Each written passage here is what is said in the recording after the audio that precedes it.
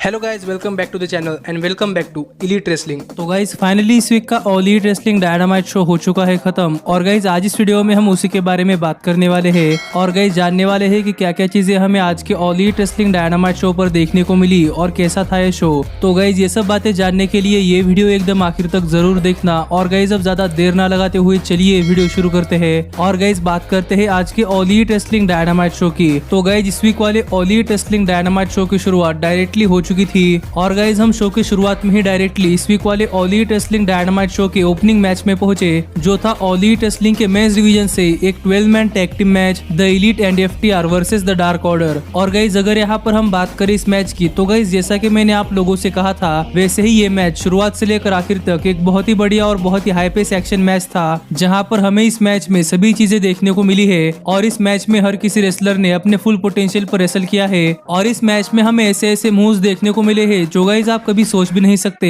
लेकिन गाइज जो कोई बीटीए देखता है उसे पता होगा कि ये क्या है, क्योंकि गाइज हमें इस मैच में बहुत दिनों बाद केनी ओमेगा कोल्ट कैबाना को चेस करते हुए दिखाई दिए, लेकिन गाइज ब्रॉडी ली ने इसे इंटरप्ट कर दिया। और इसी मैच में हमें एफटीआर के एक मेंबर डैक्स हारूट को एक टैग टीम मूव के बाद एक सीरियस इंजरी सफर होते हुए दिखाई दी, लेकिन गाइज पता नहीं ये कोई गिमिक इंजरी है या फिर कोई रियल इंजरी, पर इस इंजरी के बाद एफटीआर इस मैच से चली गई और हमें आगे नॉर्मल मैच शुरू होता हुआ दिखाई दिया, जहां पर द एलीट आउट नंबर होने के बाद भी इस मैच में बहुत ही बढ़िया परफॉर्मेंस दे रही थी। गाइज हमें ये मैच बहुत ही लंबा यानी कि करीब 20 मिनट का देखने को मिला, लेकिन गाइज इसके बावजूद भी ये मैच बहुत ही बढ़िया था और हमें इस मैच में ब्रॉडी ली के भी फुल पोटेंशियल पर रेसलिंग देखने को मिली, जैसे कि शायद आज तक आपने कभी भी ब्रॉडी ली की तरफ से नहीं देखी होगी। और ब्रॉडी ली ने भी इस मैच में बहुत ही हाई पेस एक्शन में रेसल किया है। लेकिन गाइज अगर यहाँ पर हम बात करें इस मैच के विनर की तो गाइज यहाँ पर इस मैच के आखिर में ब्रॉडी ली द एलीट से घिरे हुए होते हैं और गाइज यहाँ पर एडम हैंगमैन पेज ब्रॉडी ली पर अपना फिनिशर लगाने के लिए तैयार होते हैं, लेकिन गाइज ब्रॉडी ली एडम हैंगमैन पेज के फिनिशर को रिवर्स कर देते हैं और तभी डार्क ऑर्डर के सभी मेंबर्स द एलीट को रिंग के नीचे खींच लेते हैं और यही एडम हैंगमैन पेज के ऊपर अपना फिनिशर लगाकर एडम हैंगमैन पेज को पिन कर ब्रॉडी ली ये मैच अपनी टीम के लिए जीत जाते हैं। और गाइज सच में ये मैच बहुत ही बढ़िया था।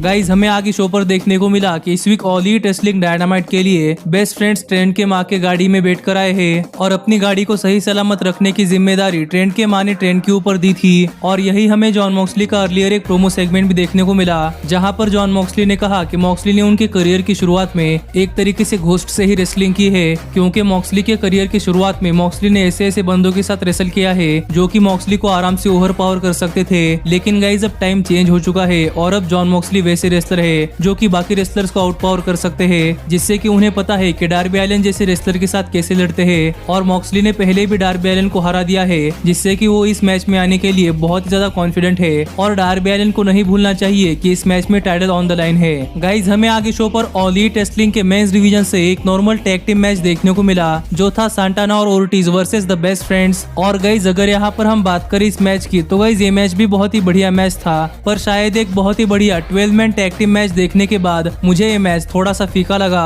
पर स्टोरी लाइन के हिसाब से ज्यादा सेंस ना बनाने के बावजूद भी ये मैच बहुत ही बढ़िया मैच था और इस मैच ने तो मुझे ज्यादा डिसअपॉइंट नहीं किया। और जैसा मैच मैं इन दोनों ही टैग टीम्स के बीच में देखना चाहता था वैसा ही मैच हमें इन दोनों ही टैग टीम्स के बीच में देखने को मिला है, पर ये मैच दोनों ही टैग टीम्स के फुल पोटेंशियल पर नहीं हुआ, जिससे कि मैं इस मैच से थोड़ा बहुत डिसअपॉइंटेड हूँ। पर एक बहुत ही बढ़िया मैच के बाद आखिर में इस मैच में बेस्ट फ्रेंड्स के ट्रेंट ने सैंटाना पर एक रोल अप पिन की और गाइज इस रोल अप पिन के सहारे बेस्ट फ्रेंड्स ने इस मैच में सैंटाना और ओर्टिज को हरा दिया है। गाइज हमें आगे शो पर एमजेएफ के कैंपेन का एक बैकस्टेज लुक देखने को मिला, जहाँ पर एमजेएफ ने पहली बार ऑल एलीट रेसलिंग के कैमरा क्रू को अपने बैकस्टेज लॉकर रूम में एंटर करने की इजाजत दी और हमने वहां पर एमजेएफ के कैंपेन की तैयारियां देखी, जो देखकर तो ऐसा लग रहा था कि एमजेएफ किसी मैच को रेसल करने के लिए नहीं बल्कि चुनाव लड़ने के लिए तैयारियां कर रहे हैं। और यही इस सेगमेंट में हमने देखा कि एमजेएफ अपने एम्प्लॉइज की छोटी छोटी मिस्टेक्स पर उन्हें फायर कर दे रहे थे। और यही हमने देखा कि एग्जिट पोल के हिसाब से एमजेएफ जॉन मॉक्सली के खिलाफ 100% मैच को जीतने के लिए फेवरेबल है, जिस पर एमजेएफ तो बहुत ही ज्यादा खुश थे। लेकिन गाइस एमजेएफ का यहाँ पर कहना था कि एग्जिट पोल से एमजेएफ के फेवर में होने के बावजूद भी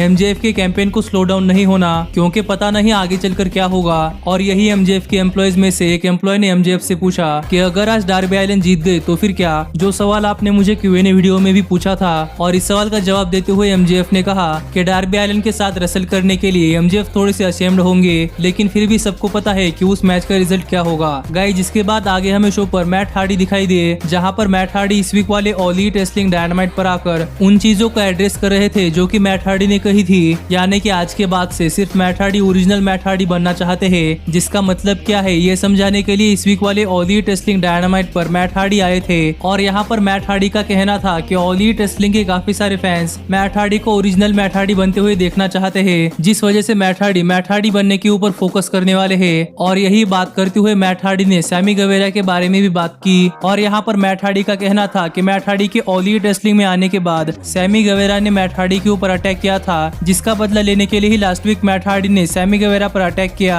और मैट हार्डी के इसे कहते ही सैमी गवेरा रिंग के नीचे से रिंग के अंदर आ गए और हमें मैट हार्डी और सैमी गवेरा के बीच में एक बहुत ही बड़ा ब्रॉल देखने को मिला, जहां पर मैट हार्डी ने सैमी गवेरा पर टेबल के थ्रू अपना फिनिशर लगाने की कोशिश की, लेकिन गाइस यहाँ पर सैमी गवेरा ने रिवर्स कर मैट हार्डी के ऊपर एक जोरदार स्टील चेयर फेंक कर मारी, जिसके बाद सैमी गवेरा ने मैट हार्डी के ऊपर एक टेबल के थ्रू एक 630 सेंटोन लगाया और यही हमें सैमी गवेरा के मैट हार्डी को स्टील चेयर फेंक कर मारने की वजह से मैट हार्डी के सिर से खून निकलता हुआ भी दिखाई दे रहा था, जो कि सच में देखने में बहुत ही ज्यादा ब्रूटल था। और मुझे लगता है कि आगे आने वाले दिनों में इन दोनों की ही राइवलरी बहुत ही बढ़िया होने वाली है और यही आगे हमें सैंटाना और ओर्टिज बेस्ट फ्रेंड्स के खिलाफ टैग टीम मैच हारने के बाद गुस्से में ट्रेंट के माँ की कार तोड़ते हुए दिखाई दिए और यहाँ पर सैंटाना और ओर्टिज ने मिलकर ट्रेंट की माँ की पूरी कार को फोड़ दिया, जिसके बाद सैंटाना और ओर्टिज ने गाड़ी पर पेंट स्प्रे कर दिया और वो दोनों यहाँ से चले गए। गाइज आगे हमें शो पर ऑल एलीट रेसलिंग के मेंस डिवीजन से एक टैग टीम मैच देखने को मिला, जो था ऑल एलीट रेसलिंग के TNT हेवीवेट चैंपियन और ऑल एलीट रेसलिंग के डेब्यूइंग सुपरस्टार मैट कार्डोना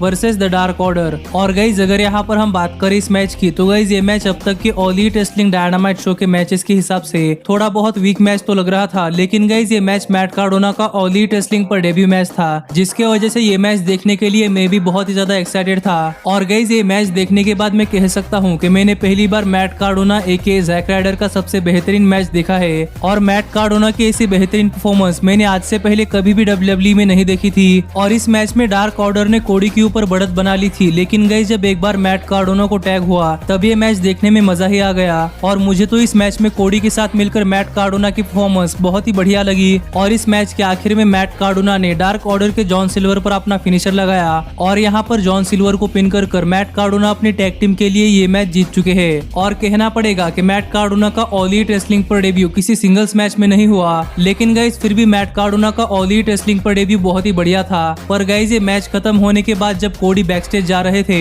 तब हमें एसयू के स्कॉर्पियो स्काई कोडी के रास्ते में आते हुए दिखाई दिए और यहाँ पर मुझे लग रहा है कि स्कॉर्पियो स्काई ने एक तरीके से कोडी को TNT हेवीवेट चैंपियनशिप के लिए चैलेंज कर दिया है, क्योंकि गाइस स्कॉर्पियो स्काई ने ऑल एलीट रेसलिंग डार्क पर कहा था कि स्काई ने ऑल एलीट रेसलिंग डार्क पर बहुत सारे मैचेस जीत लिए हैं और अब स्कॉर्पियो स्काई की बारी ऑल एलीट रेसलिंग डायनामाइट पर आने की है, जिससे कि मुझे तो ऐसा लग रहा है कि स्कॉर्पियो स्काई कोडी के TNT हेवीवेट चैंपियनशिप के लिए चैलेंज करने वाले हैं। गाइस जिसके बाद हमें बेस्ट फ्रेंड्स का एक बैकस्टेज सेगमेंट दिखाई दिया जहां पर ट्रेंट अपनी मां के कार के बारे में बहुत ही ज्यादा दुखी थे और यहां पर ट्रेंट का कहना था कि सैंटाना और ओर्टिज को रीमैच चाहिए तो वो सिर्फ बेस्ट फ्रेंड्स को रीमैच मांगते तो बेस्ट फ्रेंड्स सैंटाना और ओर्टिज को रीमैच दे देते, पर यहाँ पर सैंटाना और ओर्टिज ने ट्रेंट की मां के कार को फोड़कर बहुत ही बड़ी गलती कर दी है और अब जो रीमैच होने वाला है जिसमें अगर बेस्ट फ्रेंड्स जीत गए तो सैंटाना और ओर्टिज को ट्रेंट की मां से माफी मांगनी पड़ेगी। ऐसा कहने के बाद बेस्ट फ्रेंड्स यहाँ से चले गए और इसके बाद आगे हमें ऑल एलीट रेसलिंग डायनामाइट पर जेरिको और ऑरेंज कैसिडी की डिबेट देखने को मिली, जहां पर जैसे कि मैंने आप लोगों से कहा था वैसे ही यहाँ पर इस डिबेट को होस्ट करने के लिए एरिक बिशॉफ आ गए और इतने सालों बाद TNT नेटवर्क पर एरिक बिशॉफ को दोबारा से देखकर मैं तो बहुत ज्यादा खुश हूँ, क्योंकि गाइज मैंने तब एरिक बिशॉफ को नहीं देखा था, लेकिन अब एरिक बिशॉफ को TNT नेटवर्क पर देखकर हमें रेटिंग वॉर दोबारा से देखने को मिलने वाली है। और यहाँ पर इस डिबेट के बारे में बात करते हुए एरिक बिशॉफ ने कहा कि इस डिबेट में जो सवाल पूछे जाने वाले हैं वो सभी ऑल एलीट रेसलिंग के सोशल मीडिया हैंडल से लिए गए हैं और यहाँ पर क्रिस जेरिको और ऑरेंज कैसिडी किसी को भी नहीं पता कि ये सवाल क्या होने वाले हैं। जिसके बाद हमें डिबेट की शुरुआत होती हुई दिखाई दी, जिसमें पहला सवाल था कि क्रिस जेरिको ऑरेंज कैसिडी को हेट क्यों करते हैं और इसका जवाब देने से पहले क्रिस जेरिको ने ऑरेंज कैसिडी से कहा कि जेरिको को अच्छा लगा कि ऑरेंज कैसिडी यहाँ पर सज धज कर आए हैं। जिसके बाद ऑरेंज कैसिडी ने एक टाई निकाली और वो टाई अपने गले पर पहन ली और ये देखकर तो मुझे बहुत ही ज्यादा हंसी आ गई, क्योंकि गाइज मैंने तो नहीं सोचा था कि ऑरेंज कैसिडी टाई लेकर अपने गले पर बांधने वाले हैं, लेकिन जेरिको ने बात करते हुए कहा कि यही वो सिली रीजन है जिसकी वजह से जेरिको ऑरेंज कैसिडी को हेट करते हैं, क्योंकि कैसिडी में कोई सीरियसनेस नहीं है। जिसके ऊपर रिस्पॉन्स देते हुए तो ऑरेंज कैसिडी ने कुछ नहीं कहा, लेकिन गाइज दूसरा सवाल ये था कि सबसे बड़ा स्टार और सबसे बेहतरीन रेसलर कौन है, जिसके ऊपर क्रिस जेरिको ने एक बार फिर से खुद की तारीफ कर दी, जिसके ऊपर एक बार फिर से ऑरेंज कैसिडी ने कुछ नहीं कहा। और अगला सवाल था कि ग्लोबल वार्मिंग की वजह से सी लेवल बढ़ रही है जिसके ऊपर ऑरेंज कैसिडी और क्रिस जेरिको का क्या कहना है। जो सवाल पता नहीं कि एरिक बिशॉफ ने क्यों पूछा, लेकिन गाइस इस पर क्रिस जेरिको ने कहा कि इस सवाल का उनके राइवलरी से कोई लेना देना नहीं है, इसलिए अगला सवाल पूछो। पर गाइस यहाँ पर इस सवाल पर जवाब देते हुए ऑरेंज कैसिडी ने अपनी क्या नॉलेज झाड़ी है, जिसके ऊपर क्रिस जेरिको भी शौक में अपना मुंह खोलकर ऑरेंज कैसिडी को देख रहे थे। और एक बार फिर से मुझे ये सेगमेंट देखकर बहुत ही ज्यादा हंसी आ रही थी। और अगला सवाल था कि ऑरेंज कैसिडी इतने पॉपुलर क्यों है, जिसके ऊपर क्रिस जेरिको ने एक बार फिर से ऑरेंज कैसिडी की बेइज्जती मार दी और एक बार फिर से ऑरेंज कैसिडी ने कुछ नहीं कहा। पर फाइनल सवाल था कि ये रीमैच दोनों के लिए ही इतना ज्यादा इंपॉर्टेंट क्यों है, जिसके ऊपर सरप्राइजिंगली ऑरेंज कैसिडी ने बात की। और गाइस यहाँ पर ऑरेंज कैसिडी ने कहा कि क्रिस जेरिको यहाँ पर ऑरेंज कैसिडी को एम्बेरस करने के लिए आए हैं। ये कैसिडी को पता है क्योंकि क्रिस जेरिको यहाँ पर कैसिडी को बोलने के लिए बोल रहे हैं, जबकि कैसिडी कभी नहीं बोलते। पर यहाँ पर कैसिडी ने कहा कि कैसिडी को इससे कोई फर्क नहीं पड़ता, कैसिडी को तो नेक्स्ट वीक वाली उनकी रीमैच से फर्क पड़ता है, क्योंकि वो कैसिडी के करियर का बहुत ही बड़ा मैच होने वाला है। और जेरिको को भी इस मैच से थोड़ा सा डर कर रहना चाहिए, क्योंकि तब क्या होगा जब कोई आदमी क्रिस जेरिको को बीट कर दे, वो भी अपने हाथ अपने पॉकेट में रखकर, जिसके ऊपर क्रिस जेरिको सच में बहुत ही ज्यादा सरप्राइज हो गए। और यहाँ पर सरप्राइजिंगली एरिक बिशॉफ ने डिबेट का विनर ऑरेंज कैसिडी को घोषित कर दिया, जिससे तो क्रिस जेरिको को और भी ज्यादा गुस्सा आ गया। और यहाँ पर क्रिस जेरिको और जैक हेगर ने मिलकर ऑरेंज कैसिडी पर बहुत ही ब्रूटली अटैक किया और सच में ये सेगमेंट बहुत ही बढ़िया था। और गाइस आगे शो पर ब्रिट बेकर बात कर रही थी और यहाँ पर ब्रिट बेकर ने बिग स्वॉल का अपोनेंट रिवील कर दिया। और गाइस यहाँ पर बिग स्वॉल का अपोनेंट ब्रिट बेकर ने किसी और को नहीं बल्कि अपनी असिस्टेंट रीबा को चुना था, जो कि मुझे एक सरप्राइज जरूर लगा। और मैच की शुरुआत से ही बिग स्वॉल ने रीबा पर अटैक करना शुरू कर दिया, जो कि ऑब्वियसली होना ही था। पर यहाँ पर सरप्राइजिंगली इस मैच में डिस्ट्रैक्शन का फायदा उठाकर रीबा ने बिग स्वॉल पर अटैक किया, पर वो ज्यादा देर नहीं चला। और गाइस यहाँ पर बिग स्वॉल ने रीबा पर अपना फिनिशर लगाकर ये मैच आराम से जीत लिया। पर गाइस इसके बाद शो के मेन इवेंट का टाइम हो चुका था, जहां पर जॉन मॉक्सली अपनी All Elite Wrestling world heavyweight championship Darby Allin के अगेंस्ट डिफेंड कर रहे थे। और यहाँ पर डार्बी एलिन जॉन मॉक्सली का मास्क लगाकर आए थे, जिसके ऊपर गुस्सा होकर मॉक्सली ने डार्बी एलिन का मास्क फाड़ दिया। और यहाँ पर डार्बी एलिन ने मॉक्सली को स्लैप लगाई, जिसके बाद गुस्सा होकर जॉन मॉक्सली ने डार्बी एलिन के ऊपर बहुत ही ब्रूटली अटैक किया। और यही से ये मैच ऑफिशियली स्टार्ट हुआ, जिस मैच में आधे से ज्यादा टाइम तक जॉन मॉक्सली ने डोमिनेट किया।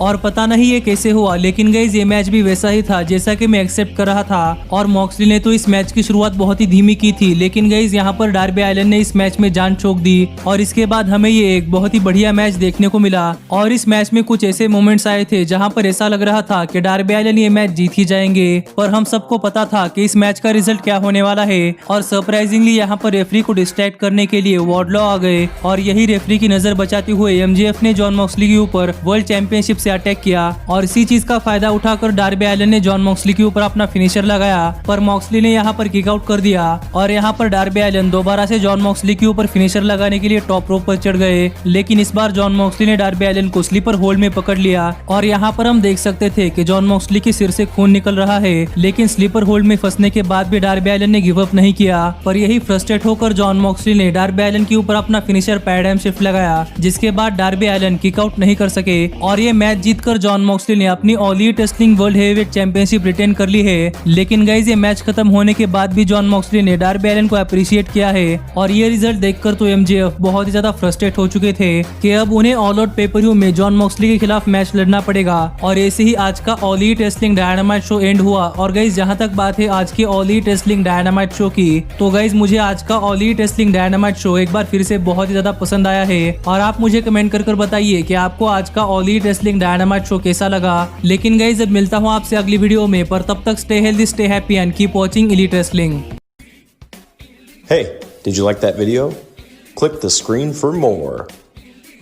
And where do you think you're going? And thanks so much for being the elite. The elite, the elite. What, Nick, you're not going to sing it all with me this time?